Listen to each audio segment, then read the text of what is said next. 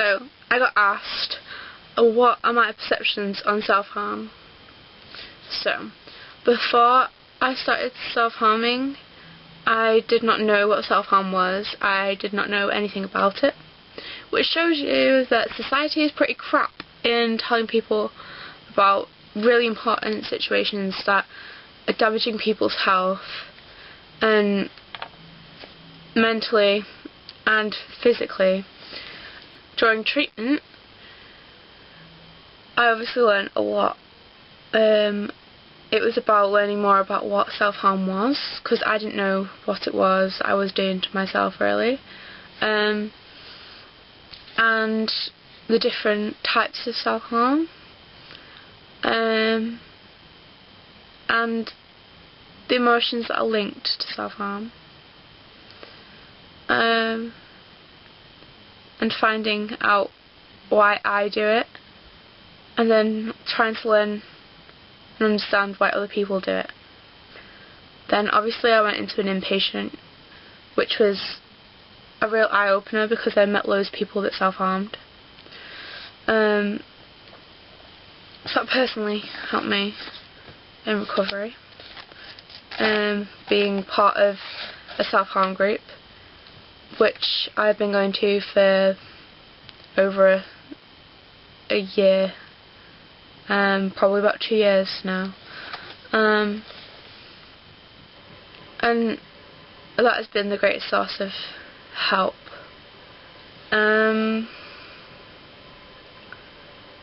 Obviously there's a lot of negative emotions that go along with self-harm, so guilt, frustration, a lot of self-hatred there. But at the same time as it being a coping strategy and a relief. So yeah, I didn't really know much about self-harm. I didn't know anything about self-harm. Self-harm is about learning, when you're in recovery, it's about learning self-control and willpower, and learning how strong you really are, because you don't understand. Until you've been through something like this, you do not understand how strong you can be. I mean, I wish that people didn't have to self-harm, didn't feel the need to self-harm. But everyone damages themselves in some way. And that's possibly down to this image, this idea of normal and perfection, and if you're not any of those things, then who are you? Then you're abnormal, and you're a freak, and you're a failure, and you're not. No one's a failure. Self-harm can have its negative sides in social situations. Copycat syndrome, as me and my friends called it, whilst we were doing research purposes, for presentations on mental health. So copycat syndrome is basically about what when self-harmers get together, and it's so negative that they end up giving, not even necessarily knowing that they're doing it, but giving people ideas on how to self-injure, self-harming together, using the same blades, the same items, do the same type of self-injury, in the same place, in public places. We had that a lot when I was an inpatient, which is very difficult for us to cope with, but at the time when I was an inpatient, we were pretty much a close-knit community, and we pretty much dealt with anything, and we were really friendly with each other, and there was hardly ever any fallouts at all. So we were all pretty strong and sensible. I mean, obviously copycat syndrome did happen, and you can't mask that, but it doesn't just happen in inpatient settings, it happens in the community too. Therapists taught me, and I loved her so much for saying this. Self-harm shouldn't be judged on the frequency or the severity. Like an eating disorder shouldn't be focused on the weight, as if the person's underweight, like how little they weigh. Self-harmers shouldn't be categorised on the amount of wounds or whatever on their body and the amount of times that they do it.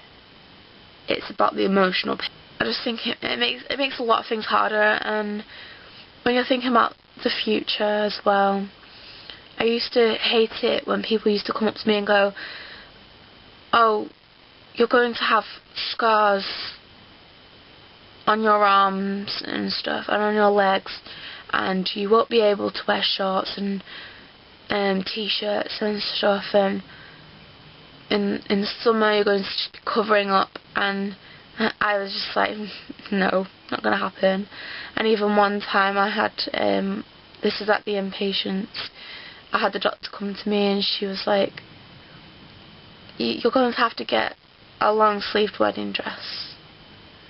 And I was like, well, no one's going to want me anyway, for one, so why should that matter?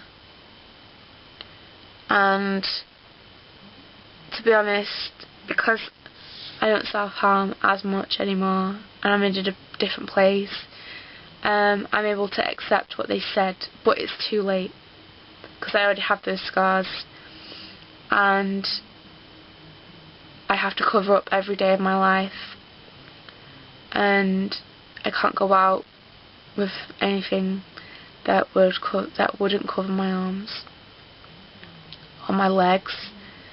And the only person outside of my family that has seen my scars is my bestest friend, and no one else. That's not me. That's speaking about the wrong person, or that's not going to happen to me. You cut yourself off, and then it's too late because you've already done that damage. And it's harder when you are in that situation after you've gone through that difficult first part of recovery and you're in the middle bit of recovery or near the end of recovery or recovered, because you have the scars still. And it makes the whole social situation difficult with friends. Because I know my self-harm has been used against me with friends in arguments before. Now I don't need self-harm as much, so I see it differently to the way I saw it then. When I first started self-harming, it was pretty much an addiction, a really bad addiction, and one that I couldn't deal with, but that I needed. It's something that you hate but you need at the same time. It's that love-hate relationship. But I think now my purpose now is to try and help people who have issues, and mainly not just to try and help people. It's my purpose. What I want to do is I want to raise awareness about it, because no one really knows about it. I want more people to understand. Not just people who have been through it, but the general public, and that's going to be our life. But that didn't click with me when I was first in inpatients. That did not click, and I regret self-harming. But it got me through, and I wouldn't be who I am now if I hadn't have gone through that stage. That is no way validation. Seriously guys, that is no way validating this situation, because it's not. I'm just saying that sometimes you have to fall to be able to carry on.